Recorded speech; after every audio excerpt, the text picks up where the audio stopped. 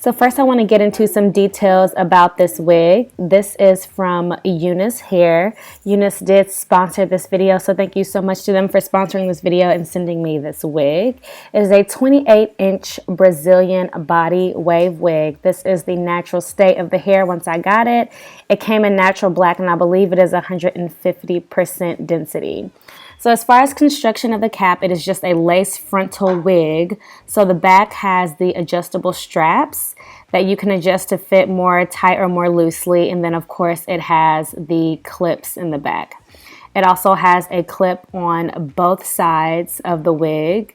And then it also has a clip at the very top of the wig that I'm going to show you. The parting space on this particular wig is 6 by 13. So there's about 13 inches going from ear to ear and then 6 inches down the middle for like a middle part of parting space. This wig was also pre-plucked, as you can see, and then it has a little bit of baby hair. But of course, I like my hairline to be a little bit more thin so that it has a more natural look. And so I did do some customizing of my own. So this is before I customized, and then this is after. I just did quite a bit of plucking to make the hairline look more natural. And then of course I bleached the knots as well. So as you can see right now, the wig is very beautiful. But even still then, with me having the straps adjusted to the tightest capacity, the wig still does not fit snug enough to where, for me, it can be considered glueless, where I need no adhesive at all to keep it down. So let's go ahead and get into how I make that happen. So first thing that I like to do is cut away the excess lace that is around the ear and the sideburn area. So what I do for this is just take my fingers or a comb and trace around the outline of my ear to where I feel the lace needs to stop or be cut. And then I just section that part of the hair off. Once I section that part of the hair off, I go ahead and use my scissors and begin to make the cut. And then I typically take the wig off to finish the process just so I can see exactly where I'm cutting and I can be more precise and I don't cut off any hair that doesn't need to be cut off or any lace that doesn't need to be cut off. You want to take your time with this particular part of the process, and less is always more, because you can always cut away more lace, but you can never put it back after you've cut it off. So take your time, trim a little bit at a time, and then just continue to measure.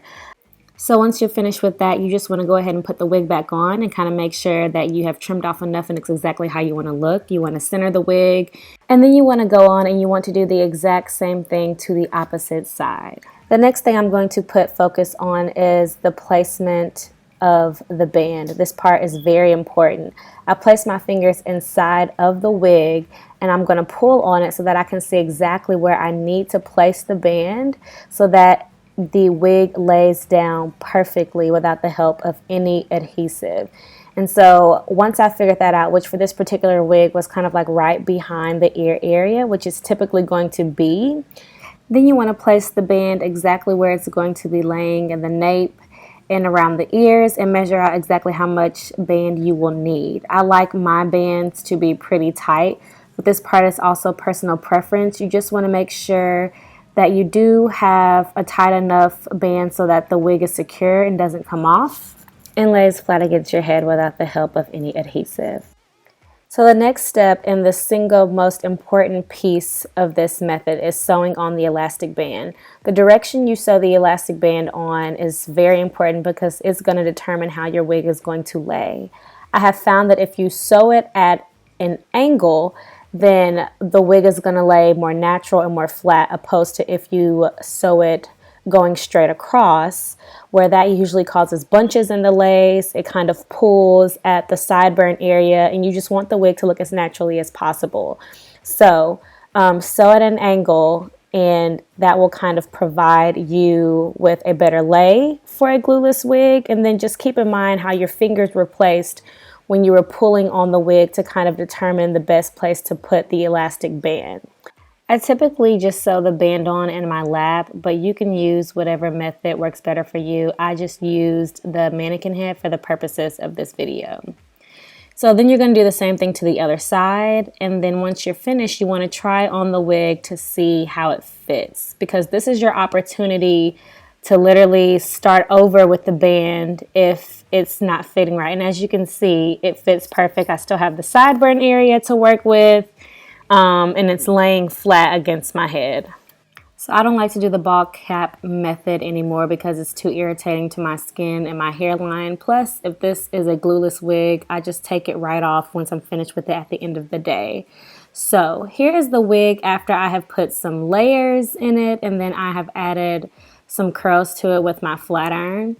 I have also cut the excess lace off in the front, and what I did is I went ahead and trimmed more lace off around the sideburn area, just because I like to use some of my natural hair on that area to make it look more realistic, in my opinion. But you can cut how much ever you want. So that leads me into the next step, which is just perfecting your hairline on your wig.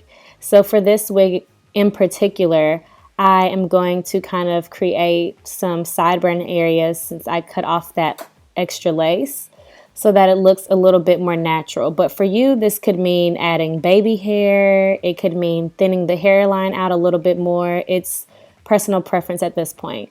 So for the sideburns, I'm going to section off a small piece of hair.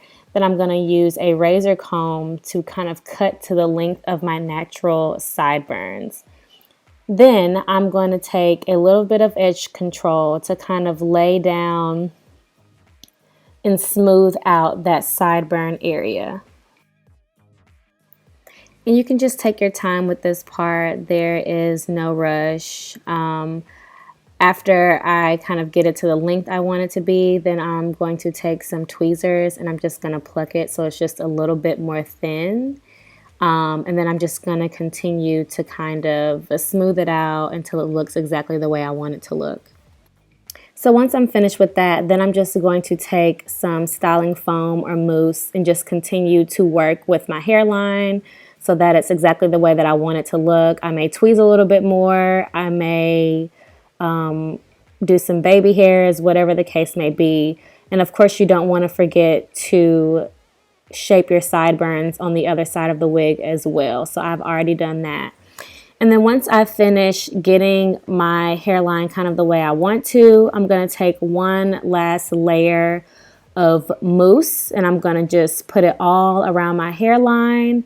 And then I'm going to lay it down with either a silk tie or a headband so that it lays flat.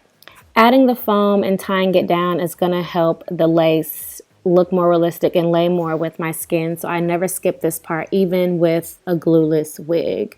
And so I'll leave that on while I do my makeup, and then I'll show you how it looks after I've done my makeup. And as you can see, it has that really laid down, slick look, like edge control look. You can brush it out if you want to. That's personal preference. I love this like laid down, slick look, so I'm going to leave it that way.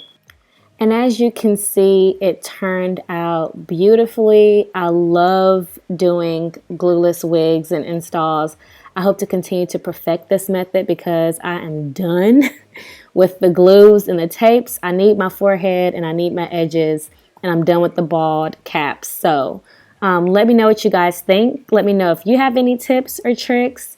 Of course, I'll leave all the information about this wig and the hair and all that good stuff down below. Thank you so much for watching, and until next time.